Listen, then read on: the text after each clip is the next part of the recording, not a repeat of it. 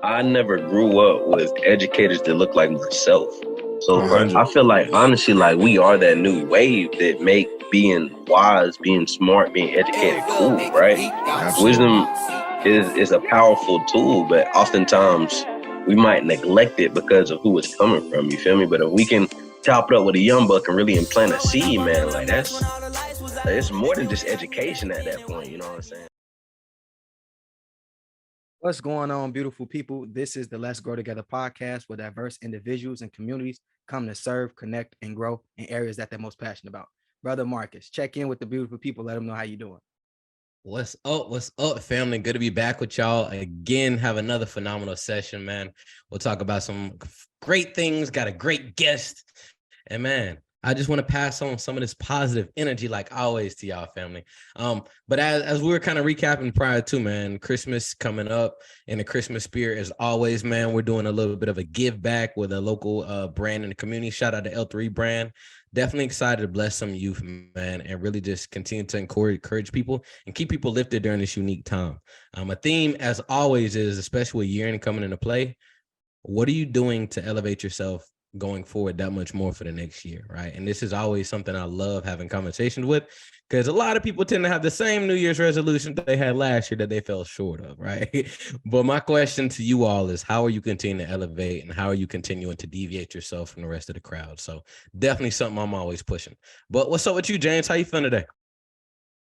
Man, family, I'm blessed. So first I want to comment, man, there's no such thing as New Year's resolutions when you're doing the right thing all year round. So just kind of keep that in mind. But man, I'm doing great, man. Blessed and highly favored as always. But similar to you doing a holiday give back, a Greater Good Foundation partnered with Lene Harper, who is a former WNBA player on the south side of Chicago. We had a gift drive, gave out some gift cards, had a gratitude wall where folks were writing on their things that they're grateful for, and then just sharing the holiday spirit, man, similar to what you were just talking about. So, man, I'm in great mood.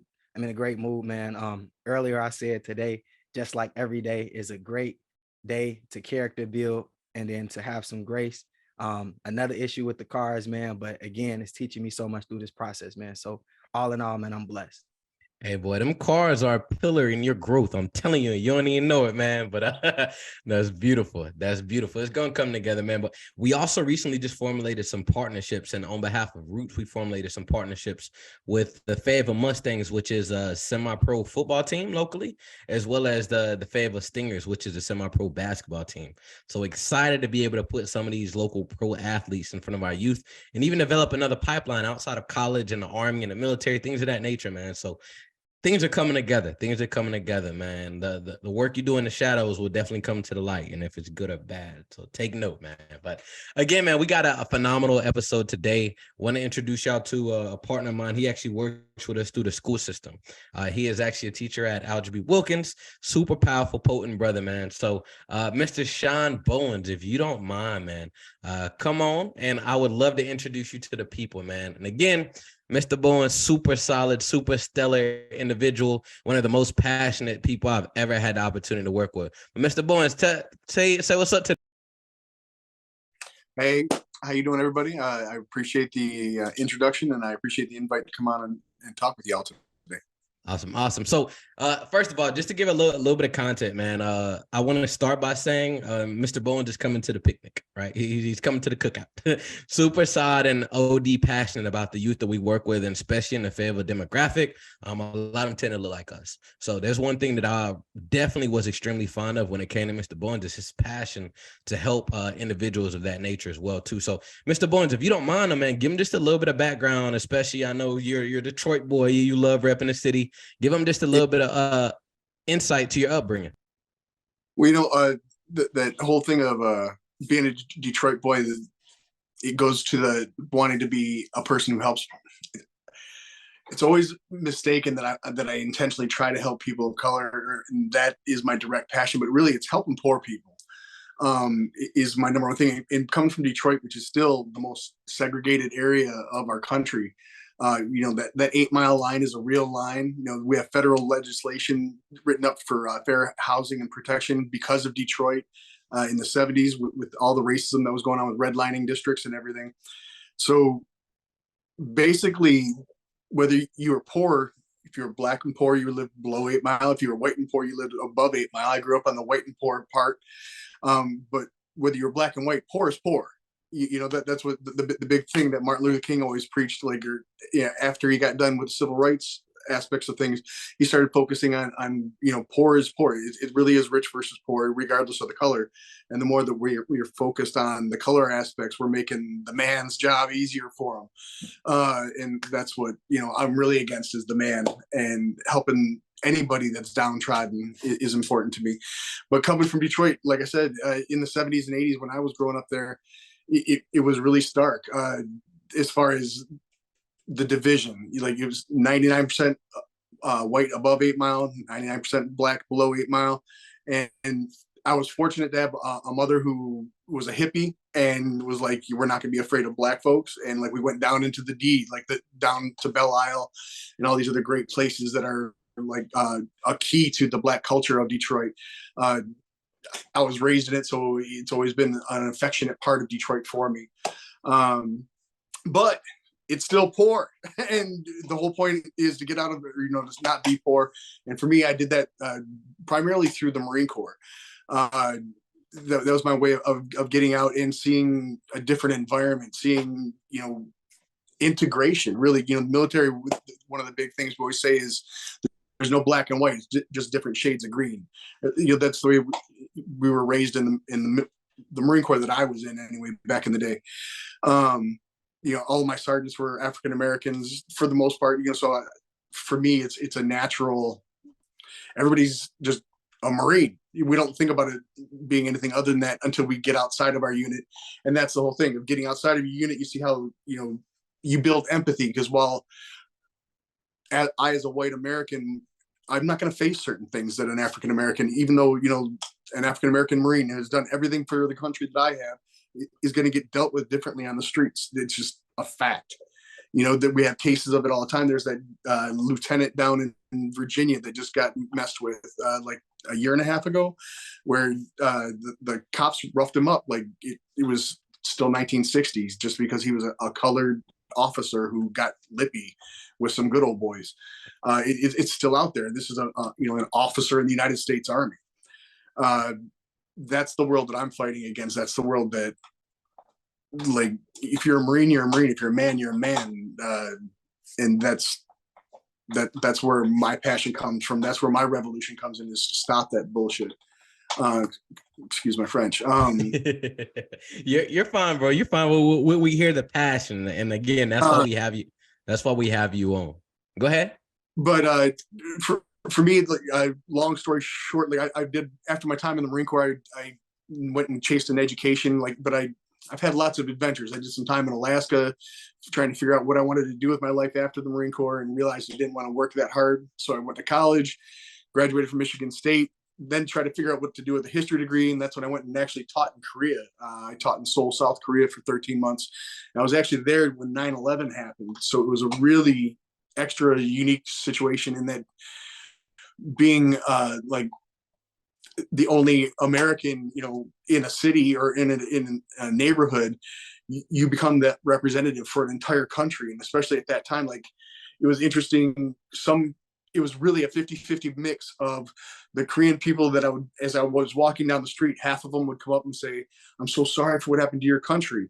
And the other half would swing by and say, "Your country finally got what it deserves for messing with everybody else."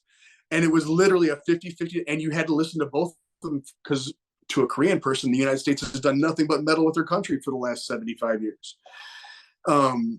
So it's really a unique experience to be out there and to see your country's actions on an international and global scale, and to be put in a position of having to almost answer for those things as a teacher, because I was there as a teacher.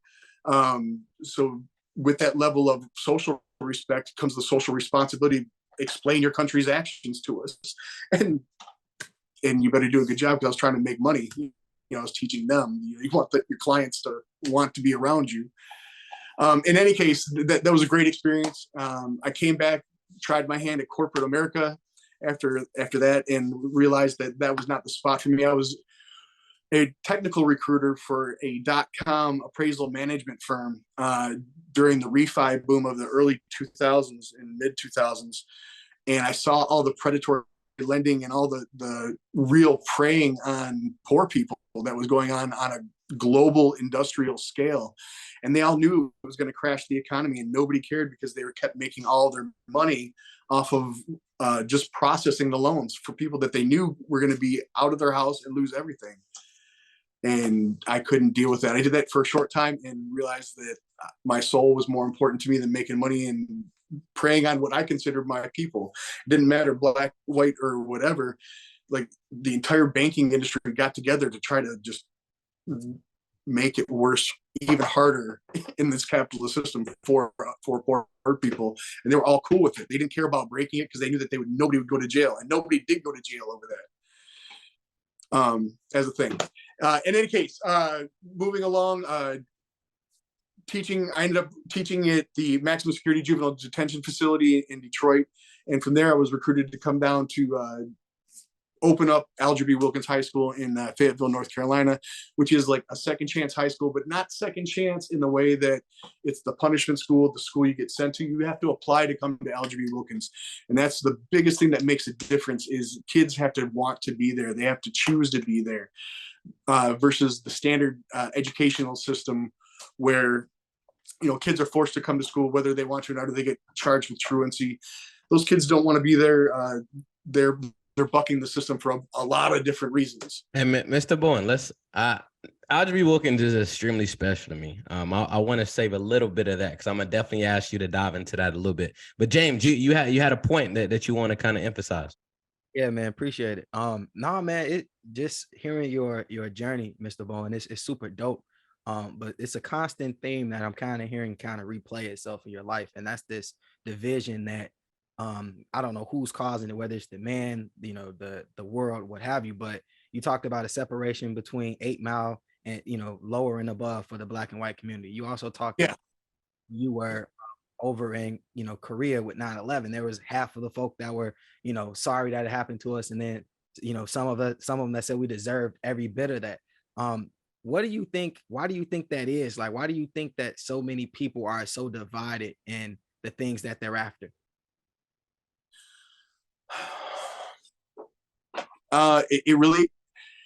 It comes down to resources and the illusion of scarcity. It's perpetrated that we have to compete against each other. The United States, we pay farmers to leave their soil untilled. We pay farmers to not grow food because we don't want to upset markets, aka make the markets be what they should be. I mean, that's what, like if you can produce that much corn and it feeds the world and whatever, then we should be doing those kind of things, but we don't. Like, we're not. It's an intentional situation. It's causing. In any case, to answer your question, it's the fear of scarcity. We're afraid that we're not going to be able to take care of our loved ones or the things that we think that we need. And that's the big thing. The power of media over the last 20, 30 years, especially with the advent of the internet and all the kind of different advertising, targeted advertising, especially, they can hone in on your exact weakness and just drill it until you are an obeying consumer. It's kind of crazy in a very George Orwellian 1984. You got to be careful out there. It's nuts.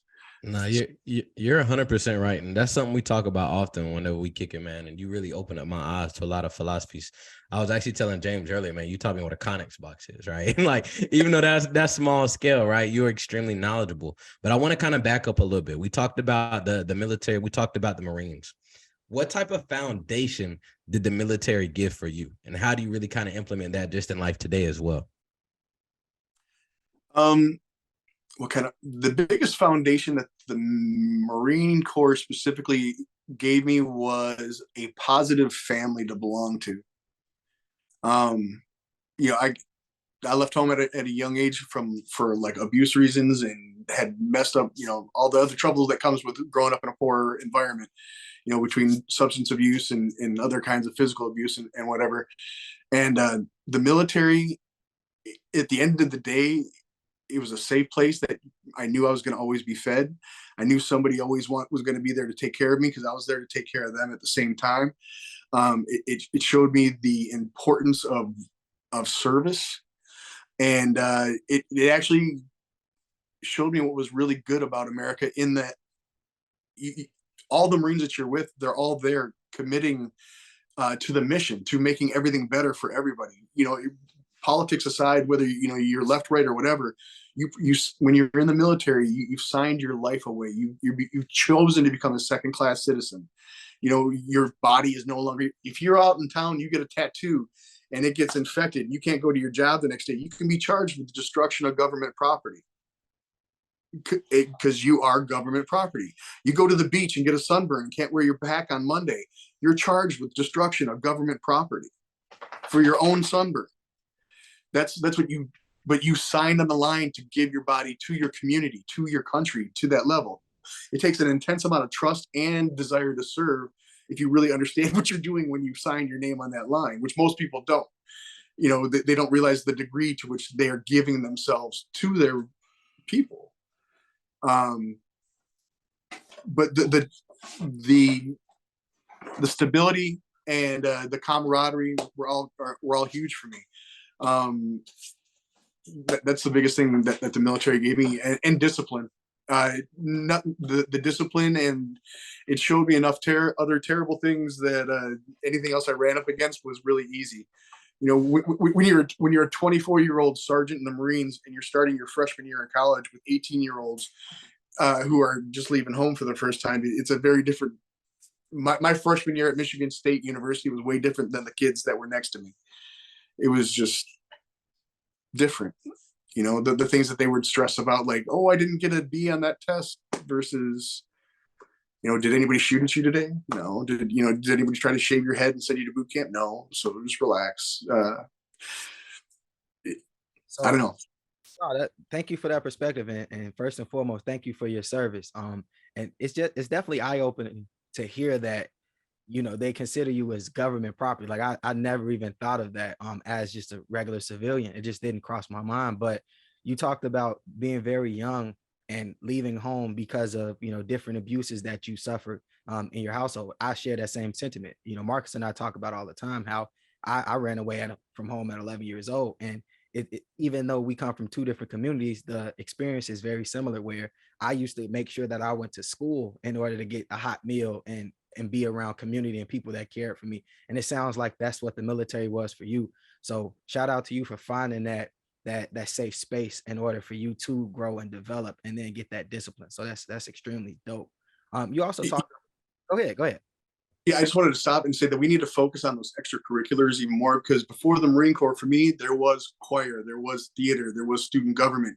Yeah, anything I could do to stay out the house and stay positive to get me out of there, I was doing that. And I think that's one of the big travesties in our school systems today, when they're cutting all the education or art programs, all the music programs, all the theater programs that aren't getting the funding. Man, that's a positive place for a lot of kids to go and have a reason to stay away from mom and dad. They're not going to get questioned about it.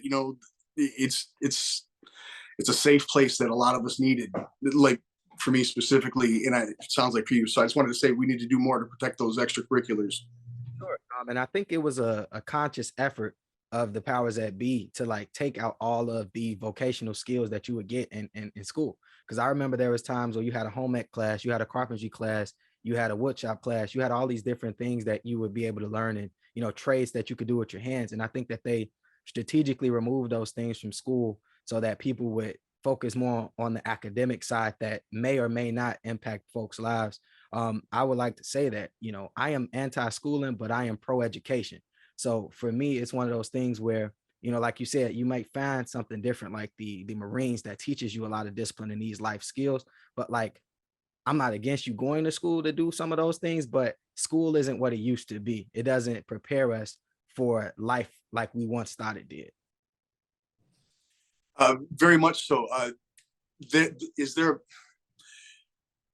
as nefarious as I like to say the man is, on this one, it's actually just plain dumb.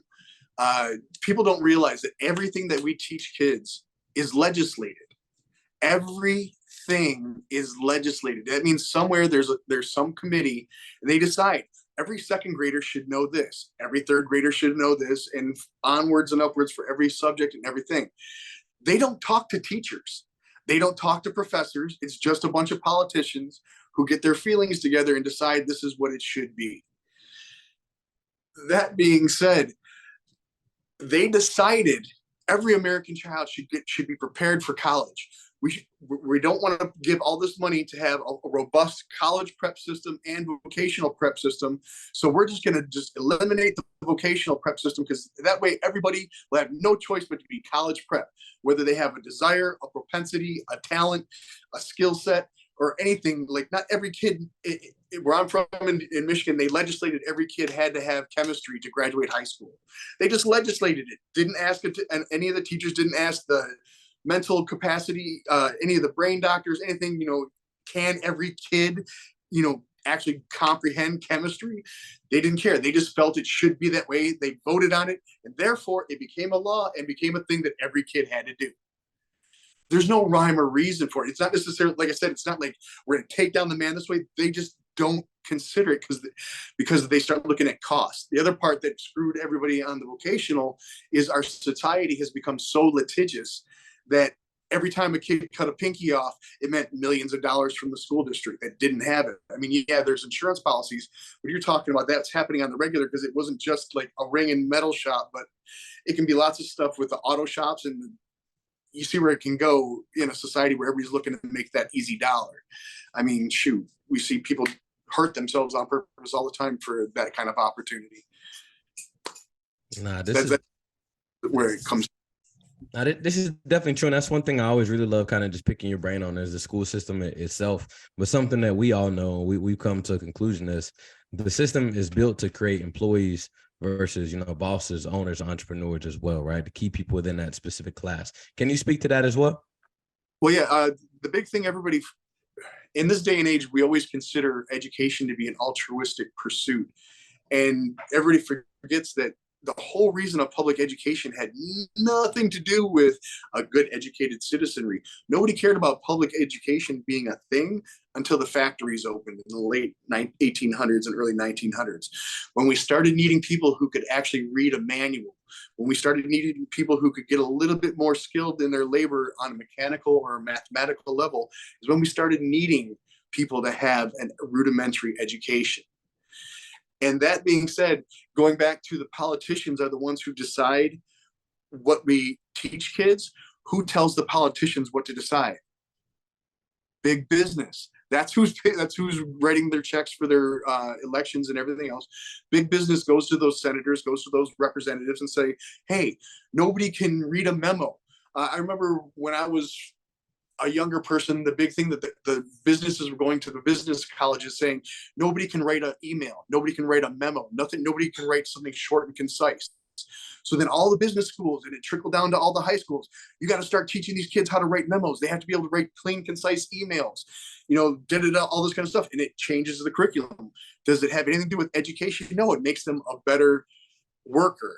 And that and they just legislate it. And that, you see how the business tells the Republican, or the not Republicans, but the businesses tell the congressmen what they want to have out of their workers, and that's what becomes what kids need to learn. It has nothing to do with educational theory whatsoever. It's always been based on business. We've just lost it in our lofty pursuits of thinking that everybody deserves an education. If that was true, we wouldn't base how we fund education on property taxes.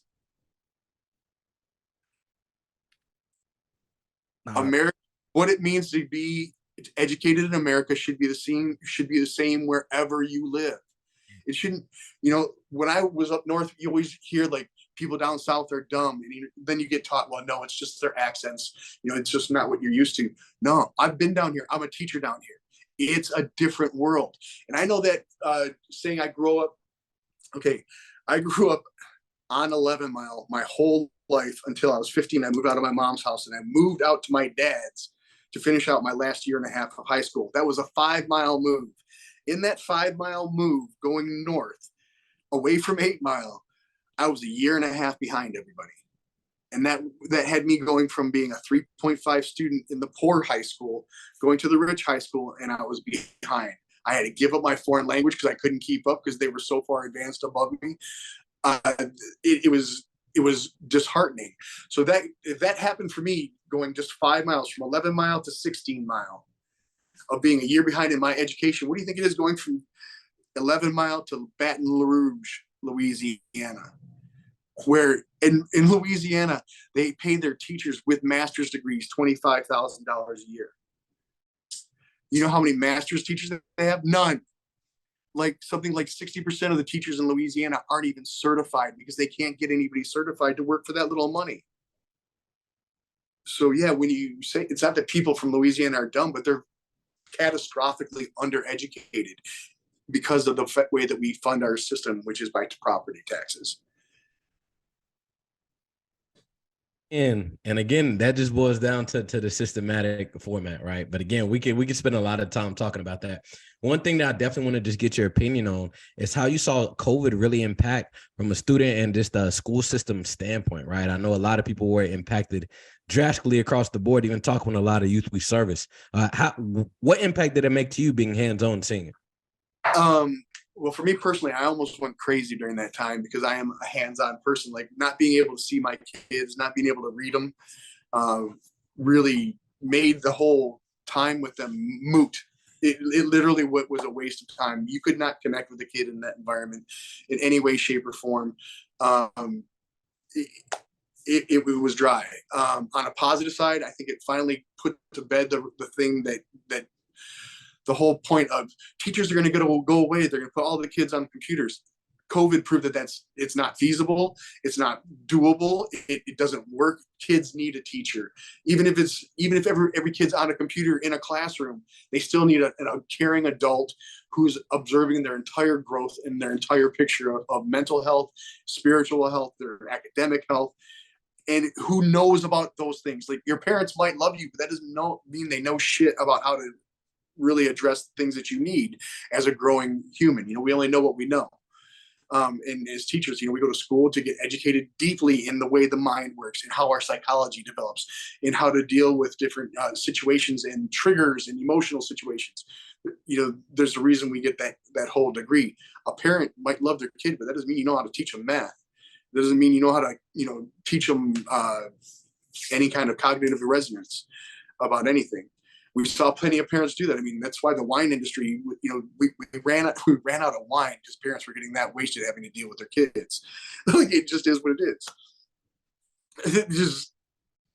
It's a fact. I want to chime in a little bit on that, Mr. Bowen, because we actually a Greater Good Foundation does some work with a remote school and remote alternative school, and I agree with you 100% where it is extremely difficult to connect with those students virtually. Like we do have some success. Like I talk to Marcus all the time. We've been working with them for 8 weeks now. And from week 1 to week 8, we have seen some improvements, but it is so different than being able to be in the room and feel that energy and really have that interpersonal interaction with them.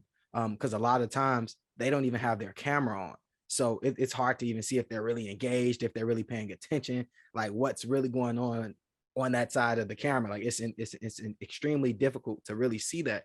And so I do agree with you that the remote setting that COVID kind of started, it's not feasible in the education space because oftentimes you really need to be in front of that kid to show that kid that you really are concerned and that you care for their well-being. Yeah, the connection, especially when dealing with at-risk kids, the connection is everything. If you don't have the connection as your foundation in your first 3 floors of the relationship, there's no education. There's no learning that's going to take place on any level, whether it be academic or socio emotional. They have to know that you love them, and sometimes it really takes that quiet kid who's mad or who's tough, coming in and being quiet. And you just picked up on they were quiet today. And that one little thing that showed, man, Mr. Bowen knows me well enough to see that, my shoulders are slumped or whatever the thing is that I was off today. And he pulled me aside and just like took that moment to look me in the eyes and, give that love. And that alone can change an entire semester for a kid. It can change their perspective about school, especially at Wilkins where they typically had so many failures or so many negative not consequences, but occasions and occurrences, with just school as a negative reinforcer. And then to come to someplace special like Wilkins, where, we've only got like 13 teachers on campus, but we've only got 140 kids. That's a great teacher to kid ratio when you break it down. On top of which, we were blessed to be able to bring Roots in and, bring that in for intensive, we're the machine gunners, and we bring in the Roots as our sniper teams that just, can grab our kids that need that extra love. And it's really been a beneficial relationship for both of us as far as Roots and Wilkins, because because we are small and we are dealing with intense situations, and it is a second chance school. Like, our kids are there to do the work. At a typical traditional high school where Marcus would have to walk in and deal with like 2,000 kids, figure out who the knuckleheads are there, and now figure out who the knuckleheads who want to hear something are. That's a lot of drawdown. You come to Wilkins, pretty much everybody, when you walk through that door, is looking to hear some good word and trying to fight and figure out a way to make the life better and to hear what Marcus and his teams are bringing to the table. Definitely. Wilkins has a special place in my heart, man. I know when we first created the relationship, man, it was a beautiful thing, and it was caught fire so quick that the ladies got jealous and wanted us to be able to service them a little more, man. I want to kind of talk about that, right? I heard you mention a lot about Wilkins in general, but I want to get a little bit of insight just in regard to the initial relationship and why it's worthwhile to have young individuals that look like the students you serve be able to come in and act as positive role models for you. First and foremost, representation is everything. Seeing professional, how to put this? Barack Obama was an electable politician. Al Sharpton isn't. Okay?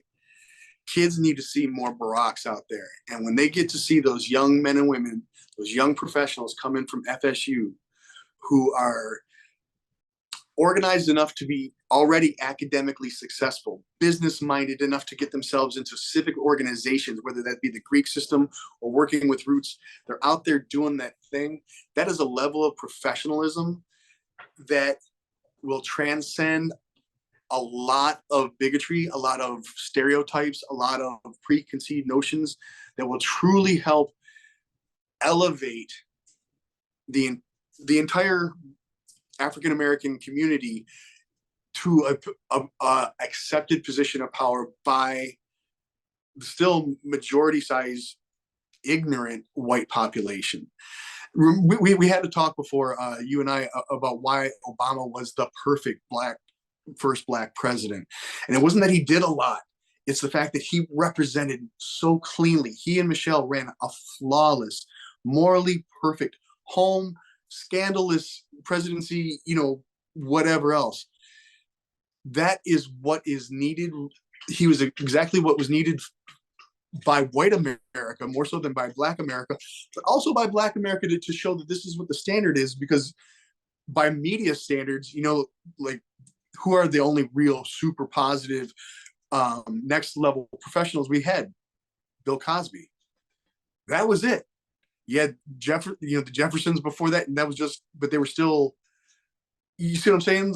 Like, as a social representation, we need that next level executive being shown there. We don't need our young people being shown athletes.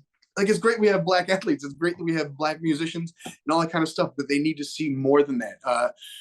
Charles Barkley got in a lot of trouble with the community because he said that one thing when he goes to black schools. He asks kids, what do they want to do? And the big thing that Charles said, not me, what Charles said was, that black kids want to be rappers, they want to be athletes. He's like, but if I go to a white school and ask kids what they want to do, they want to be doctors, they want to be astronauts and all this kind of stuff.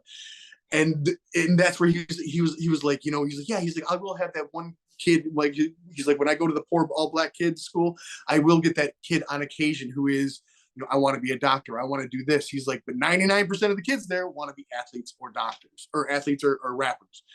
We got to find different representation. For these kids to see young professionals coming in from right across the street of FSU's campus, I love that we're so close, 10 minutes down the road. They can see themselves on it. One of the best things on a Roots field trip to FSU, this one young lady, Tondi Farmer, walking through the campus, and she and I were just walking there. We were going from one activity to another, and she just stopped, and it was like a very powerful moment for her where she was like, "Mr. Bowen, I could see myself here." She was like, "I never thought me in college was ever going to be a thing, but I think I could do this." And, I gave her a big hug, and I was like, "See, I knew you could be here. You can do this, all the positive stuff that go with it." But for her, it was an epiphany moment, and it was because she was on an HBCU where everybody around her was young and doing it. And it was all the nonsense, all the hood rat bullshit was gone. It wasn't chicken necking anything. Everybody was there with a mission, handling their business, still doing it with that FSU style. Like it wasn't all corny, like the kids are afraid of being, like, I don't want to be a nerd. I don't want to be a corn dog. No, FSU was clean. Everybody there has got style. It's a fresh campus. And they saw that. They saw that it wasn't just, all just a bunch of corny white folks running around, singing a cappella and making everybody uncomfortable. I don't know. It's what they, I think I answered your question. Yeah, no, that's 100% accurate, Mr. Bowen. We often say a child can't be what a child can't see. And if when they turn on the radio, all they're seeing is rappers and basketball players and football players, oftentimes they are going to gravitate towards that. So I agree, having young brothers like myself, like Marcus, and having, other the roots representatives, like it's super important to have that representation. So you talked about Wilkins a lot, but talk a little bit about your transition to Africa and what you did when you got there. Okay. After 5 years at Wilkins, I needed a little bit of a respite. I call it my sabbatical year, because you put so much into those kids, and the streets are the streets, and they'll get them while you're working with them. But they started stacking up for me, the ones that you think that you got graduated, you got into the program, but they never leave the streets. So it's the ones that you like, yes, we got him through, we got her through, and then they're incarcerated or dead, 6 months later. That started stacking up on me, and I needed to step away. And long story short, I ended up finding this gig to open an American high school in Luanda, Angola. It was a very surreal experience on a lot of different levels. It helped me refine my why, as far as, because I was in Angola still answering emails and helping out new teachers back at Wilkins, but while I was in Angola, I was teaching like the most elite, spoiled, rich kids that you could find, like governor's children. One of my kids' parents owned the 3 most expensive hotels in Luanda. And Luanda itself is the most expensive city in the world to live in, not because it's opulent, but it's just very corrupt and really, it's a tragic kind of city. Without going into a bunch of history lesson, it's a city designed for 850,000 people that houses 22 million, I believe. So there's a lot of shanty towns, it's really messed up. But it's very diverse at the same time. Like, I never had, my apartment there was the best apartment I've ever had in my life. Like, all vaulted ceilings, granite everywhere. But my apartment was right on the ocean. I could go out there. But when I went out there and looked over the wall of my guarded community, gated wall, I would have to watch kids and dogs fight over burning food, burning trash for food. And it was really stark, and it kind of messed with my head. I'm not going to lie to you. Like, it wasn't right for me feeling, I just couldn't, I didn't stay that long.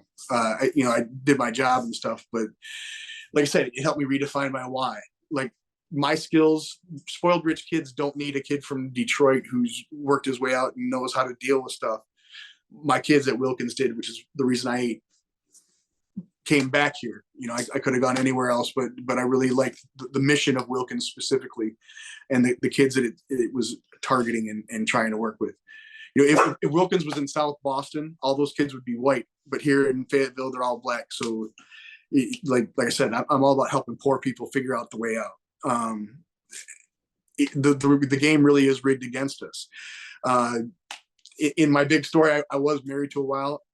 for a period of time. And like most poor boys, I chased a rich girl and saw how rich people do stuff and the way they think about stuff. And they do, you know, there's poor people thinking, there's rich people thinking, and you need to know both in this world. You know, there's times when, you know, it's like being able to code switch. You know, you better be able to code switch, because as a teacher, I hate the idea of proper English. Proper English is situational. You know, if I'm on 6 Mile in Detroit, and if I start, you know, speaking like Shakespeare, I'm going to get my ass kicked. But at the same time, if I start talking like I'm at 6 Mile when I'm sitting in, you know, Oxford University, again, I'll get my ass kicked on their level. You know, we have to be able to know the appropriate vocabulary, the appropriate patois, if you will, for whatever situation. That's why appropriate language is the better thing rather than proper. For me. You are very seasoned, Mr. Bowen, and that's one thing I'm extremely fond of you, right? You've been in a lot of different diverse communities and situations, and you've evolved really through all. But I really feel like everywhere you've been has added an extra layer to you. I don't think there's an individual that you aren't able to really relate with. And again, that's one thing that we always harp on with the kids, is just the relatability, being able to connect. And I want to ask you just personally, right? Working with a different race and a drastic demographic, how are you able to really break some of those barriers, right?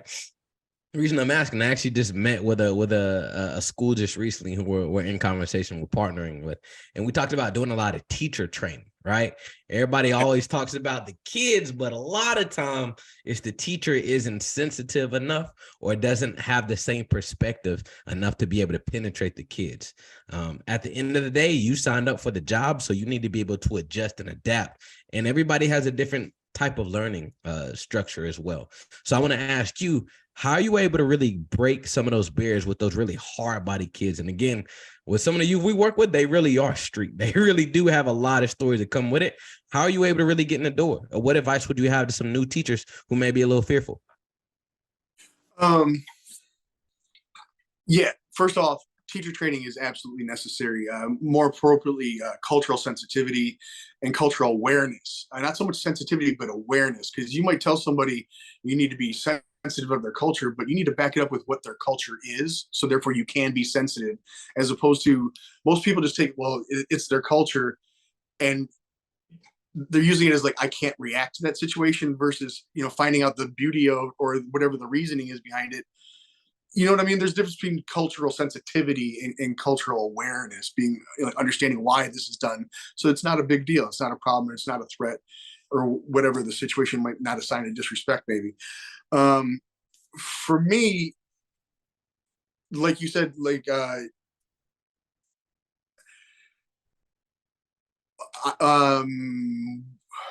your question is kind of loaded, Marcus. I've had a couple of interracial relationships, I guess is the way to start off. So while you joke about inviting me to the, you know, the picnic, you know, or the cookout, I've been at the cookout, you know, like I've been asked to cook, and not potato salad with raisins in it, or anything like that. Like I get given the Christmas, the Easter swine to cook. That was the one that I knew I was in there for. When Grandma gives the white boy the Easter ham to cook, you know I'm doing okay. So while I might not be Black, I've definitely been deep into the African American community through my relationships, you know, through my friendships, and through where I choose to live. You know, I live in the community that I teach in. I think that's important, because you have to know what's going on. You know, you need to know what's happening in neighborhoods, and kids need to see you in the grocery store. Again, representation matters. You know, because sometimes, like the hood, like my kids, one of the things I tell my kids, they're like, I'm proud of being, you know, where I come from. I'm proud of being poor. It's like, being poor and coming from a shithole is nothing to be proud of. Never be embarrassed about it. But what are you proud of? Like, acknowledge it and say, this is where I come from. But that's only stuff to build up from. You shouldn't be proud, like, my parents were alcoholics who were uneducated and didn't show me what was right. No, that's not to be proud of. Never be ashamed of it. But take that and acknowledge, this is where I came from. This is the bottom where I'm going to come up from. You know what I mean? There's a difference. Too many people get caught up in, like, you know, he forgot. You're supposed to want to forget where the fuck you came from if it was shit. You know what I mean? The idea isn't to hold on to the nightmare. You want to step up and into a better day. You don't want to like keep living that same Groundhog Day. In any case, I'm rambling. Sorry. No, it's all good, Mr. Bowen. It's everything you're saying is super valuable. And I think because you come from similar backgrounds as a lot of the youth, it's very easy for you to connect and resonate with their situation and their circumstance. And I think that a lot of times when people typically don't look like the kids that they serve, a lot of times the kids think that, you know, a person doesn't understand them. Because sometimes when I mentor some of the Latino students and some of the other students that I work with, a lot of times they'll tell us like, well, you don't really understand what it's like to go through X, Y, and Z. And I had to move out of the house and I have a social awkwardness because of this. And when I actually sit down and break it down, like, don't get it twisted. The person you see today and the person that I was a couple years ago are two different people. And I love how you said that you're supposed to forget where you come from, because if you came from nothing, why are you bragging about coming from nothing? It's what you're doing today. So I think that was super spot on. And again, like, thank you so much for the work that you're doing with all of the kids that you work with, because they need more people like you in their lives that are relative to their situation, but also in a space to really lead them towards enlightenment, for lack of a better term. Definitely. You know, that's my pleasure. And just as much as I'm helping them, they really do help me, because I connect with these kids on a lot of levels. I guess what I want to say is, for guys like you and me who come from someplace, you know, or have seen some stuff at a young age, this kind of work is fantastic for us, because it allows us to really heal ourselves and take that healing process for our own journey and show others like a lighted path of sorts. That being said, I wouldn't be able to survive in a regular corporate American job. I'd probably be that angry white man who's ready to knock people out, because, you know, I have to have a bigger purpose than chasing dollars. I figured that about myself, luckily, at a younger age. But, you know, we need this kind of work. So just as much as they need us, we need them. No, it's a good way of taking like toxic traits and making them positive. I like how you said that. No, I definitely couldn't agree more. I remember like the first time we actually connected at Wilkins, man. I walked in with a Ferragamo belt and I had a suit on. And I remember half the kids were like, yo, are you the new principal? I'm like, yo, I'm 3 years older than you, bro. And again, that goes back to just being relatable, but actually being another tangible example. And one thing that I pride myself on, and honestly, I attribute something to you. I'll definitely give you your flowers, man, is being able to bring a couple of different components together and again, be that tangible example for them. So again, you talking about your Detroit, you talking about the Africa situation, right? Your Marine perspective, you're able to really connect and relate to them and show them different sides when needed to be able to see more than what they see on a consistent basis. And again, man, got to give you your flowers, bro, because you've been in the field, you've been in the trenches for a while, bro. And again, to your point, I'm glad you hit on it briefly. We talked about how you really just need to be able to decompress. Man, a lot of times in the work that we do and the things that we see and the tears and the blood, sweat, and everything else that comes with it, we invest in these kids.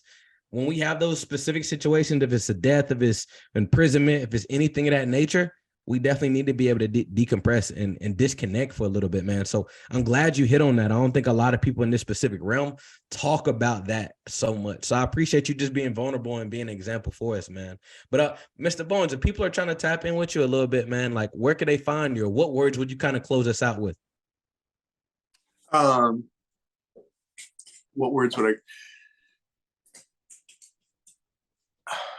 I close you out with? Help your brothers. Just do the right thing and realize that we are our brother's keepers, and we do owe something. Like, America's not perfect, but it is still the best country. It's crazy.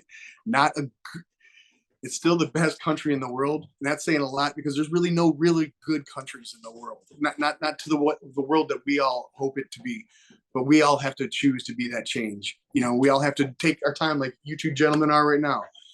You know, the three of us sitting down, taking the time to make this podcast to talk about this kind of stuff is what everybody needs to do. We owe it to each other. We owe it to the society that we grew up in. We owe it to the opportunities that we have. It's not a perfect world, but it won't get any better if not one of us is out here trying. So never give up, never surrender. I don't know. Hey, be the change you want to see is what I got from that, man. Yeah, exactly. You know, you got to, one of my best things I ever loved about my philosophy, be an agent of change. Like that is the best thing. If somebody asks you, what are you? I'm an agent of change. Because that way it crosses all. I can be an agent of change, being nice to somebody, you know, find their dog. I can be an agent of change, lending you $40. I can be an agent of change as a teacher. But as long as I'm being the agent of change, that means I'm affecting life. Life isn't just happening to me. Boy, you said that right there. Man, we're going to kind of close out with that, man. But again, squad, how are you being an agent of change? How are you helping your situation? How are you helping other situations around you? How are you elevating your community, right? And at the end of the day, the goal is let's grow together. So what are you doing to extend a hand to help the next one grow, man? But again, family, as always, thank you for tapping in. Again, it's Mastermind Marcus and James Turner. Please be sure to tap in next week, man. We're going to have some more great content for you. But again, thank you, Mr. Bowen. We appreciate you sincerely. And again, family, we are Let's Grow Together. Y'all be blessed.